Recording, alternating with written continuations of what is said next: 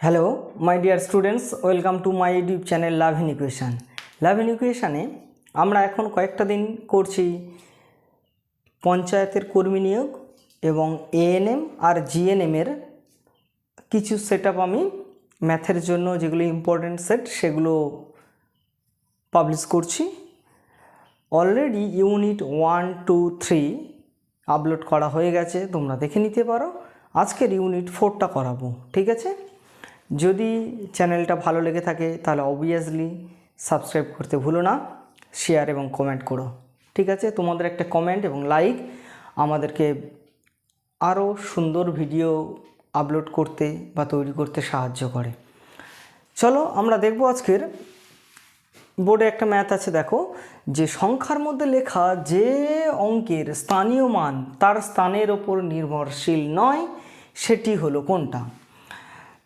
স্থানীয় মান কোনটা আমি এর আগের ভিডিওতে বলেছি, তবু আবার রিমাইন্ড করছি। দেখো ধরো একটা সংখ্যা 2501 আছে, তো 5-এর স্থানীয় মান কত? যে স্থানে আছে তাহলে সেখানে বসিয়ে দাও। যে ডান দিকে কটা অঙ্ক আছে, একটা দুটো, তাহলে দুটো অঙ্ক বসিয়ে দাও, তাহলে তার স্থানীয় মান 5-এর স্থানীয় মান 500। একইভাবে যদি 2-এর স্থানীয় মান বলি, 2-এর পিঠে কটা সংখ্যা আছে? 3টে, মানে ডান দিকে 3টে শূন্য, একটা দুটো তিনটে, তাহলে 2-এর স্থানীয় মান 2000। সিমিলারলি যদি আমি শূন্যর স্থানীয় মানটা নির্ণয় করতে চাই, তাহলে শূন্য স্থানীয় মান 0 বসিয়ে দাও, আর ডান দিকে এক ঘর আছে একটা শূন্য, তাহলে দেখো তো স্থানীয় মান এটা কি কারোর উপর নির্ভরশীল? যদি সাপোজ স্থানীয় মান 0 হলো, যদি এখানে শূন্যটা এইরকম থাকতো, ধরো 2051 এইরকম থাকতো, তাহলে এর স্থানীয় মান মানে শূন্য স্থানীয় মান মানে 0, তার ডান দিকে দুটো অঙ্ক আছে, তাহলে দুটো শূন্য, তাহলে দেখো সেও তো শূন্য। আলটিমেট 3টে শূন্য যা, দুটো শূন্য যা, আলটিমেট সে শূন্যই তো। তাহলে ও কি ওর স্থান দেখো এখানে শতকের ঘরে ছিল, এখানে দশকের ঘরে ছিল, তার উপর কি ডিপেন্ড করছে? তার উপর ডিপেন্ড করছে না। তাহলে একমাত্র সংখ্যা 0 যে তার স্থানীয় মানের উপর নির্ভরশীল নয়, ঠিক আছে? তাহলে এখানে অ্যান্সারটা সি। বোঝা গেছে? দেখো পরের ম্যাথটা দেখো, নেক্সট ম্যাথটা দেখো, বলছে কোনটি রামানুজন সংখ্যা? রামানুজন সংখ্যা 1729কে বলা হয়, ঠিক আছে? এটা কিন্তু তোমাদের একটু মুখস্থ রাখতে হবে যে 1729টাকে রামানুজন সংখ্যা বলা হয়। এবং এটার একটা দেখো, এটাকে প্রকাশ করা যায় 1Q + 12Q equal to 9Q + 10Q সমান 1729। এটা তোমরা একটু মনে রাখতে পারো যে রামানুজন সংখ্যার একটা বৈশিষ্ট্য এটা, যে 1-এর কিউ প্লাস 12-এর Q equal to 9Q + 10Q equal to 1729। এটাকে রামানুজন সংখ্যা বলা হয়, ঠিক আছে? এটা একটু মুখস্থ রাখতে হবে, এখানে বোঝার বিশেষ কিছু নেই, ঠিক আছে? নেক্সট ম্যাথটা দেখো, দেখো নেক্সট ম্যাথটা কি বলছে, একটি সমবাহু ত্রিভুজের ক্ষেত্রফল, একটা কি বাহু ত্রিভুজ? সমবাহু ত্রিভুজ, তার ক্ষেত্রফল কত বলেছে? 400√3 বর্গ সেমি হলে তার পরিসীমা কত? আচ্ছা আগে আমি ক্ষেত্রফল আর পরিসীমার মধ্যে তফাৎটা একটু বুঝি। আগে বলো সমবাহু ত্রিভুজ মানে কোনটা? সমবাহু মানে যার 3টি বাহু সমান, ওকে?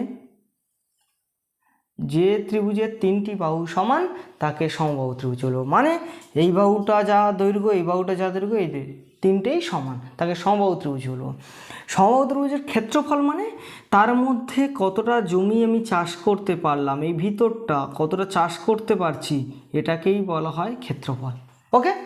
তাহলে সমবাহু ত্রিভুজের ক্ষেত্রফলের সূত্র, যদি এর একটা বাহুর দৈর্ঘ্য a মিটার হয়, তাহলে এর ক্ষেত্রফল √3/4 ইন্টু বাহু স্কোয়ার হলো ইকুয়াল টু কত? তাহলে 400√3। উভয় পক্ষ থেকে একটা √3 কেটে গেল, অর তাহলে a স্কোয়ার ইকুয়াল টু কী হবে? দেখো 4 4 16, দুটো শূন্য, অর a ইকুয়াল টু √1600। এখানে প্লাস মাইনাস হবে না, কারণ বাহুর দৈর্ঘ্য নেগেটিভ হতে পারে না। তাহলে এটা কত হবে? 40 মিটার, ওকে, তাহলে একটা বাহুর দৈর্ঘ্য কত পেলাম? 40 মিটার। আচ্ছা, এবার পরিসীমা মানে কি? পরিসীমা মানে এটা ধরো তোমার জমি, ত্রিভুজ আকারের একটা সমবাহু ত্রিভুজ আকারের একটা তোমার জমি আছে, তাহলে তার পরিসীমা মানে সে তুমি এখান থেকে বেড়া দিতে শুরু করেছো, এখান থেকে এটা যোগ এটা যোগ এটা যোগ, এই তিনটে বাহুর যোগফলটাকেই বলা হয় পরিসীমা। মানে তুমি তোমার ধারটা ঘিরে নিচ্ছ বেড়া দিয়ে, কতটা বেড়া দিয়েছো তার যোগফলটা হচ্ছে পরিসীমা। তাহলে এটা 40, তাহলে এই 40টাকে 3বার যোগ করো, অথবা কি করতে পারো, যোগের সংক্ষিপ্ত রূপ গুণ। তুমি 40 × 3, তাহলে 120 মিটার। ঠিক আছে, যেহেতু দৈর্ঘ্যের যোগফল, তাহলে 120 মিটার। বোঝা গেছে? তাহলে এখানে অ্যান্সারটা কত হবে দেখো। তাহলে দেখো কত সহজে আমরা টোটাল ত্রিভুজের একটা কনসেপ্ট পেয়ে গেলাম, এবং ক্ষেত্রফল কোনটা এবং পরিসীমা কোনটা সেটা বোঝাতে পেরেছি। বুঝতে পারলে? নেক্সট ম্যাথটা দেখো। দেখো, এই ধরনের ম্যাথ পরীক্ষাতে খুব ইম্পর্টেন্ট একটা টাইপ এবং পড়েও বটে। তো এখানে আমরা খুব ডিস্টার্ব করে ফেলি যে কী করব, কিন্তু খুব একটা মজার বিষয়। দেখো তোমরা একটা যেটা রুটের মধ্যে আছে, আমি এটাকে আর টুকছি না, এটা সমান লিখছি। ভালো করে দেখো, যা আছে দুটো অঙ্ক বসিয়ে দেবো, তাহলে লাস্ট অঙ্কটা পড়ে থাকে 4 + 44 প্লাস, আচ্ছা দেখো না, 1000-এর বর্গমূল করলে কত হবে? 100, তাহলে 100। তারপরে একটা করে এগোবো। আমার স্টেপ জাম খুব দেওয়ার দরকার নেই, দেখো খুব সুন্দর করে ধীরে ধীরে করে ফেলবো অঙ্কটা। তাহলে এটা যোগ করলে 144, 144 কার বর্গমূল? 12, তাহলে দেখো 16, তাহলে এবার কত হবে? 4। দেখো কত মজার জিনিস, হ্যাঁ সিম্পলভাবে পরপর করে গেলাম। তাহলে এটা অ্যান্সার হলো 4। দেখো ঠিক আছে, কিন্তু একটু স্টেপ জাম দিতে গেলে কিন্তু অঙ্কগুলো ভুল হয়ে যেতে পারে। ঠিক আছে, তোমরা এইগুলো কিন্তু খুব কনসাসলি করো। নেক্সট ম্যাথটা দেখো। এখানে ম্যাথটা বলছে 120 মিটার লম্বা, কত লম্বা? 120 মিটার লম্বা একটি ট্রেন 6 সেকেন্ডে একটি ল্যাম্পপোস্ট অতিক্রম করে, তাহলে ট্রেনটির গতিবেগ। ভালো করে একটা জিনিস লক্ষ্য করো, ধরো একটা ল্যাম্পপোস্ট, এটা একটা স্ট্যান্ড ল্যাম্পপোস্ট, ঠিক আছে, এই ল্যাম্পপোস্টে একটা ট্রেন অতিক্রম করছে। তাহলে ভালো করে ধরো এটা ট্রেন, তাহলে এই ল্যাম্পপোস্ট থেকে অতিক্রান্ত শুরু করবে যখন, তাহলে দেখো সে ধিক ধিক ধিক ধিক করে করে করে করে করে করে এই পারে চলে গেল। স্টার্ট করেছিল এখান থেকে, মানে তার এখান থেকে টাইম কাউন্টিং শুরু, এখান থেকে করতে করতে করতে করতে করতে করতে এই ল্যাম্পপোস্টটাই ক্রস করলো। তাহলে আলটিমেট সে ল্যাম্পপোস্টটাকে অতিক্রম করেছে, মানে সে তার নিজের দৈর্ঘ্যটা অতিক্রম করেছে। ওকে, তাহলে আমরা গতিবেগ মানে কি? গতিবেগ মানে অতিক্রান্ত দূরত্ব বাই সময়। যেহেতু এখানে মিটার আর সেকেন্ড আছে, একক মিটার বাই সেকেন্ড আছে, তাহলে দেখো গতিবেগ 120 মিটার গিয়েছে কত সেকেন্ডে? 6 সেকেন্ডে, তাহলে এত মিটার পার সেকেন্ড। এখানে আমার কিন্তু খুব ভালো করে খেয়াল রাখতে হবে যে কোনো ল্যাম্প পোস্ট অতিক্রম করলে তখন শুধু তার নিজের দৈর্ঘ্য অতিক্রম করে, কিন্তু কোনো জায়গায় যদি বলা হয় যে সে একটা রেল স্টেশনকে কত মিনিটে পার করেছে, তখন কিন্তু স্টেশনের দৈর্ঘ্য এবং ট্রেনের দৈর্ঘ্য দুটোই যোগ হবে। ঠিক আছে, কিন্তু ল্যাম্প পোস্টের দৈর্ঘ্য এক্ষেত্রে ন্যূনতম ধরা হয়। ঠিক আছে, তাহলে এটাকে কাটাকাটি করলে দেখো 6 × 12 মানে 20 মিটার পার সেকেন্ড। তাহলে এখানে অ্যান্সারটা কত? দেখো কত সহজে অঙ্কটা করা গেল। ঠিক আছে, বুঝতে পেরেছো? নেক্সট ম্যাথটা দেখো এখানে ম্যাথটা আছে কি, একটি বানর 13 মিটার উঁচু পিচ্ছিল বাঁশের উপরে উঠতে প্রথম সেকেন্ডে অর্থাৎ 1 সেকেন্ডে 3 মিটার ওঠে এবং পরবর্তী সেকেন্ডে মানে পরবর্তী 1 সেকেন্ডে 1 মিটার নেমে আসে। বানরটি কত সেকেন্ডে মাথায় ওঠে? ভালো করে একটা জিনিস লক্ষ্য করো, তোমার যদি 13 মিটার ধরো, এটা 13 মিটার টোটাল একটা পিচ্ছিল বাঁশ আছে, পিচ্ছিল মানে স্লিপ করছে। সে কি করছে? প্রথম এক সেকেন্ডে কি করছে, এখান থেকে এটা ধরো 3 মিটার উঠেছে, এখান থেকে এটা উঠেছে 3 মিটার উঠলো, এই পর্যন্ত উঠেছে। জাস্ট পরের সেকেন্ডে সে 1 মিটার নেমে আসছে, মানে এইটুকু নেমে আসছে। ঠিক আছে, আবার এখান থেকে আবার 3 মিটার উঠছে, আবার তারপরের সেকেন্ডে 1 মিটার নেমে আসছে। তাহলে এ কত সময়ে 13 মিটারের বাঁশের মাথায় উঠতে পারবে বানরটি? এখানে ম্যাথটা করতে গেলে তোমাদের একটা সূত্র মুখস্থ রাখতে হবে। আমি সূত্রটা আগে থেকেই লিখে রেখেছি, time equal to 2 into total length minus rise. Total length মানে এখানে 13 মিটার টোটাল লেন্থ, রাইজ মানে সে প্রথম সেকেন্ডে কতটা উঠেছে, রাইজ 3 মিটার উঠেছে, নিচে তাদের ভাগ হচ্ছে রাইজ মানে সে কতটা উঠেছিল 3 মিটার, মাইনাস ফল মানে পরের সেকেন্ডে সে নেমে গেছিলো 1 মিটার করে নামছে, সেটা 1 মিটার প্লাস 1। এখানে এই সূত্রে ফেললে 1 সেকেন্ডে অঙ্কটা হয়ে যাবে, না নতুবা তোমার এই ম্যাথটা করতে গেলে দেখা যাবে 5 মিনিট সময় লেগে যাবে। ঠিক আছে, আমি শুধুমাত্র এই সূত্রটা মুখস্থ রেখে 1 সেকেন্ডে অঙ্কটা করছি। দেখো এখান থেকে 2 into 13 minus 3 by 3 minus 1 plus 1, তাহলে দেখো 2 ইন্টু 10 বাই 2 প্লাস 1, তাহলে 2 2 কেটে গেলে টোটাল 11 সেকেন্ড। ঠিক আছে, সময়ের এককটা টাইমটা যেহেতু এখানে কি সব সেকেন্ডে আছে, তাহলে অ্যান্সার আমি এখানে অ্যান্সার আর সেকেন্ডে লিখিনি, তোমাদের অ্যান্সারটা ডিটা কারেক্ট। ঠিক আছে, তাহলে এই ধরনের ম্যাথের জন্য অবভিয়াসলি তোমরা এই সূত্রটা মুখস্থ রেখো, নাহলে কিন্তু অঙ্কটা পরীক্ষার হলে ঠিক টাইমের মধ্যে কমপ্লিট করতে পারবে না। ঠিক আছে, বুঝতে পেরেছো সবাই? নেক্সট ম্যাথটা দেখো। দেখো নেক্সট ম্যাথটা বলছে একটি ঘড়ি প্রতিদিন 10 মিনিট সময় হারাচ্ছে, মানে সে প্রতিদিন কত মিনিট করে স্লো চলছে, 10 মিনিট করে স্লো চলছে। কতদিন পরে ঘড়িটি এমন অবস্থায় পৌঁছাবে যখন ঘড়িটি সঠিক সময় নির্দেশ করবে? একদিনে 10 সেকেন্ড হারাচ্ছে, তাহলে কতদিন পরে ও ঘড়িটা গিয়ে সঠিক সময় দেবে? তাহলে তোমাকে সঠিক সময় দিতে গেলে ঘড়িটা কি করবে? প্রথম দিন দেখো আমি একটা ঘড়ি এঁকেছি, ঠিক আছে, তাহলে এখান থেকে এটা যেতে 1 ঘন্টা, তাই না, মানে 60 সেকেন্ড।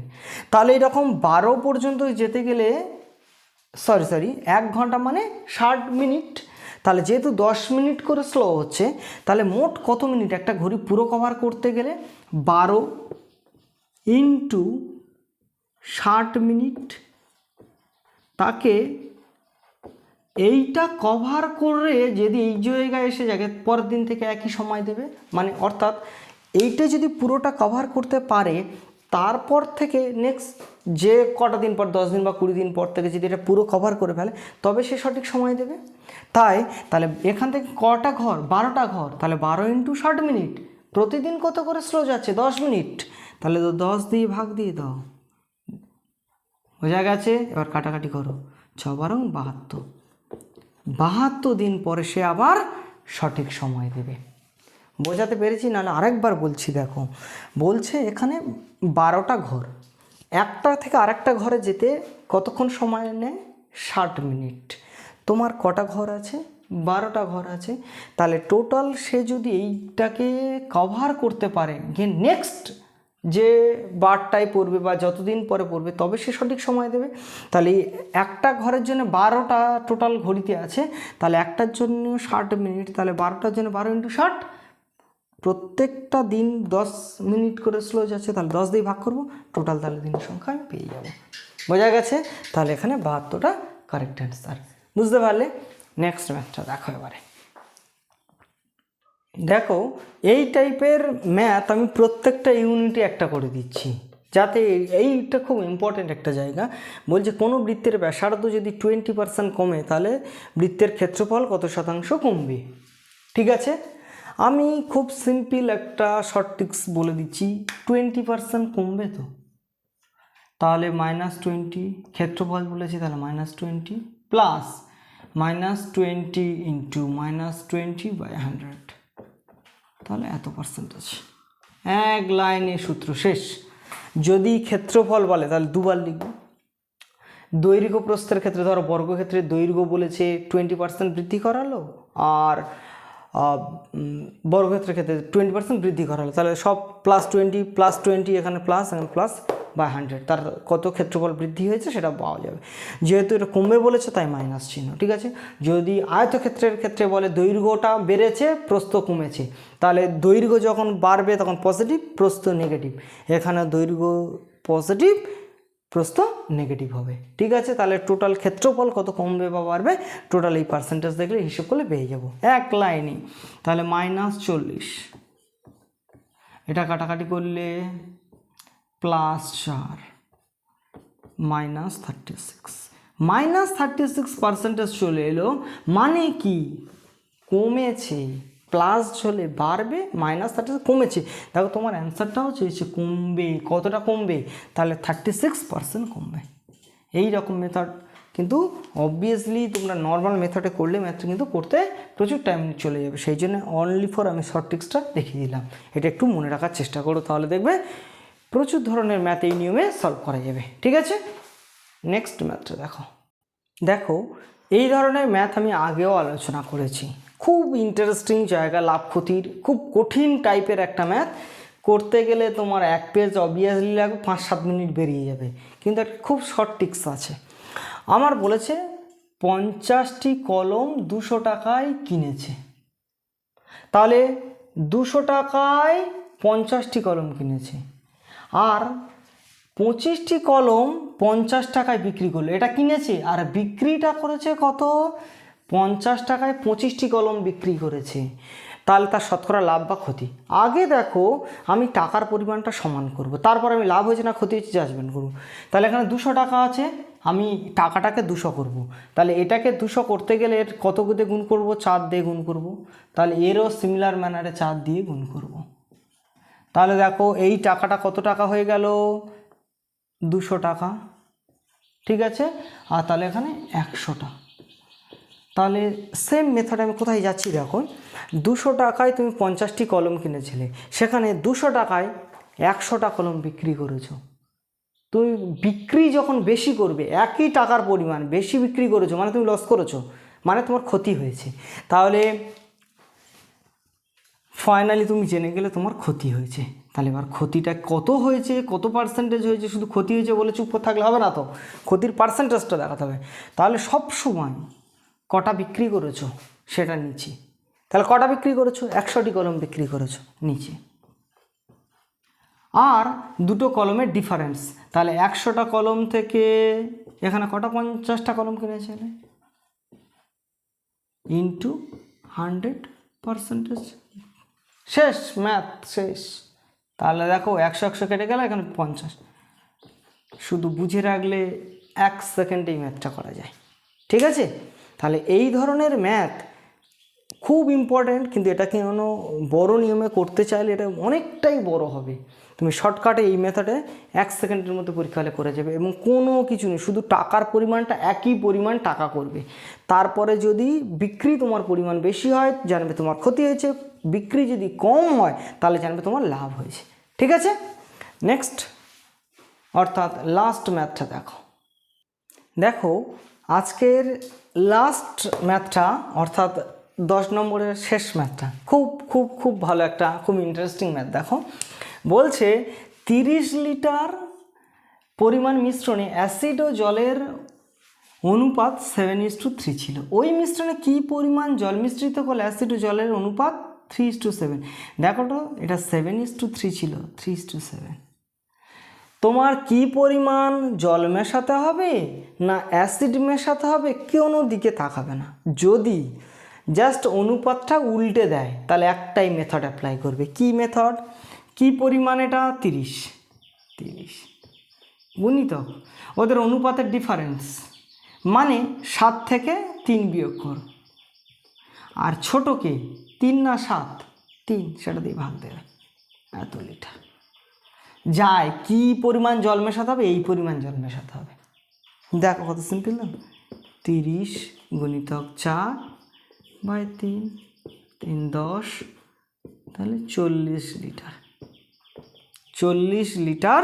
তাহলে এর অ্যান্সারটা কারেক্ট। তুমি কখনোই দেখবে না কি পরিমাণ জল না অ্যাসিড কি মেশাতে বলেছে, দেখার দরকার নেই, শুধু পরিমাণ আর অনুপাত কি করবে, পরিমাণটা বসিয়ে দেবে, অনুপাত দুটো ডিফারেন্স অর্থাৎ বিয়োগফল, ভাজিতক যেটা ছোট 7 না 3 সেটা দিয়ে ভাগ করবে, করলেই ম্যাথ শেষ। তাহলে আশা করি তোমাদের ম্যাথগুলো করে এবং খুব ইন্টারেস্টিং লাগবে এবং খুব ভালো লাগবে, এবং আমার বোঝানোর টেকনিক আশা করি খুব ভালো, তোমরা খুব সহজে বুঝতে পারবে। ঠিক আছে। আর প্রত্যেকটা ইউনিটে 10টা করে বিভিন্ন চ্যাপ্টারের ম্যাথ কমপ্লিট করছি, এবং একটা ম্যাথ করিয়ে দিলে তার সঙ্গে রিলেটেড যে কনসেপ্টগুলো সেগুলো আমি ক্লিয়ার করার খুব চেষ্টা করছি। তোমাদের যদি চ্যানেলটা ভালো লেগে থাকে সাবস্ক্রাইব করতে ভুলবে না, কমেন্ট এবং শেয়ার, লাইক করতেও ভুলো না, তোমাদের বন্ধুদেরকেও শেয়ার করো। আর আরেকটা জিনিস, তোমাদের লাইক এবং কমেন্ট এবং শেয়ার আমাদেরকে আরও বেটার, তোমাদেরকে কিছু শেখাতে সাহায্য করে। সুতরাং তোমরা যদি একটু আমাদেরকে হেল্প করো তাহলে আমরা পরবর্তী দিনে তোমাদের আরও ভালো কিছু শেখাতে পারবো।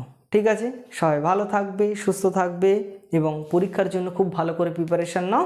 আর সব শেষে বলবো, আগে খুব ভালো মানুষ হয়ে ওঠো, তারপরেই ভালো কিছু শেখা যাবে। ঠিক আছে, সবাই ভালো থাকবে, সুস্থ থাকবে। ওকে।